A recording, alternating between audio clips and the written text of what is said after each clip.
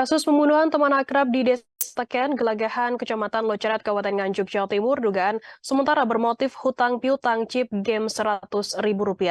Hal ini setelah pelaku SBR 27 tahun mempunyai utang chip games kepada korban MDP 28 tahun.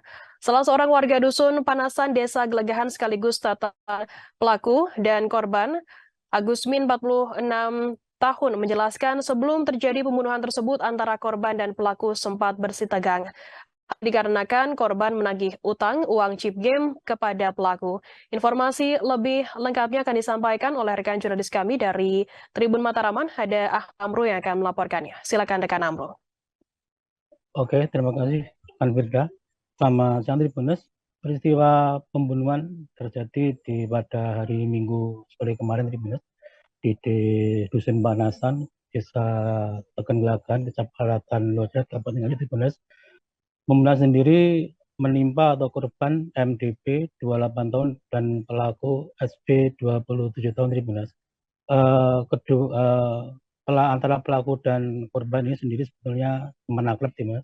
Dan awalnya kedua orang ini pajak pagi membantu orang hajatan. Di situ mereka berdua itu mengantarkan surat undangan pernikahan hajatan kepada warga dan tampak berdua ya tidak ada apa-apa dan namun pada siang hari antara kedua orang ini terlibat cekcok mulut dipicu oleh hutang piutang sebesar 100.000 diduga hutang dalam pembayaran chip game antara korban dan pelaku, dan di mana korban menanyakan apakah uang pinjaman sudah dikembalikan ke rekening dari korban atau belum, dan dijawab oleh pelaku sudah dikembalikan, namun korban merasa belum ada notifikasi pemberitahuan kepada SP sehingga terjadilah cekcok di siang hari di Tribuners. Selanjutnya mereka pun kembali pulang dan korban masuk ke rumah tidur di kamarnya, sementara pelaku SP pulang rupanya mengambil sebilah pedang dan diselipkan ke dalam tangannya di bawah di dalam jaket dan datang ke rumah korban, dan saat itu pelaku melewati pintu belakang langsung masuk ke dalam kamar korban, dan sebetulnya orang tua korban mengetahui tapi karena merasa tidak apa-apa dan karena yang masuk adalah teman akrabnya dari korban sehingga tidak curiga. Namun SB ketika masuk ke dalam kamar korban yang sedang tidur langsung melakukan eksekusi atau membasuhkan kepada korban hingga korban meninggal dunia. Setelah melihat korban sudah meninggal dunia, pelaku SB pun langsung keluar dan rupanya panik sehingga SB pun berjalan kaki menuju ke polsek untuk Locerek untuk menyerahkan diri, dan saat itu juga sementara ayah korban yang sempat mendengar suara mencurigakan dari kamar anaknya langsung datang dan melihatlah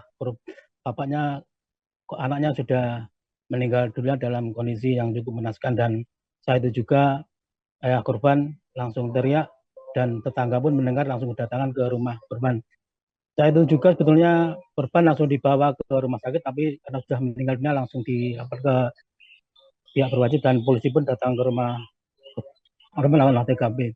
Dalam peristiwa itu sendiri banyak warga yang kaget juga di Tribuners karena antara korban dan pelaku ini merupakan teman akrab dan sampai tega pun membunuh dari korban karena persoalan uang diduga chip game tadi.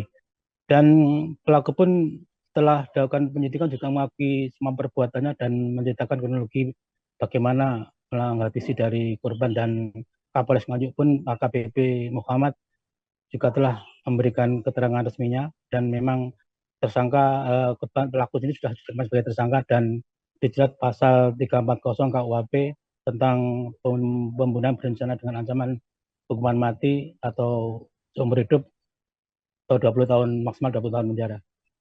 Demikian rekan Vida, laporan dari peristiwa pembunuhan teman akrab yang terjadi di Kabupaten Nganjuk pada hari kemarin. Oke, terima kasih. Selamat siang rekan Vida. Kembali ke Terima kasih rekan Amru dari Tribun Mataraman atas laporan Anda. Selamat bertugas kembali. Tribuners berikut akan kami tampilkan wawancara dari Kapolres Nganjuk KKBP Muhammad. Berikut liputan untuk Anda. Para pelaku dengan korban adalah berteman, berteman menghadiri acara hajatan yang ada di tetangganya. Kemudian pada saat di hajatan tersebut terjadi cekcok mulut yang dipicu bahwa pelaku ini sebelumnya ada pinjam uang dari korban.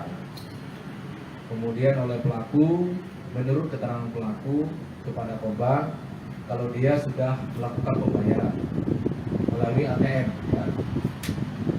ATM sudah melakukan pembayaran, itu disampaikan oleh pelaku pada korban. Tapi korban menyampaikan kalau dia merasa tidak ada pemberitahuan kalau memang sudah ada pembayaran.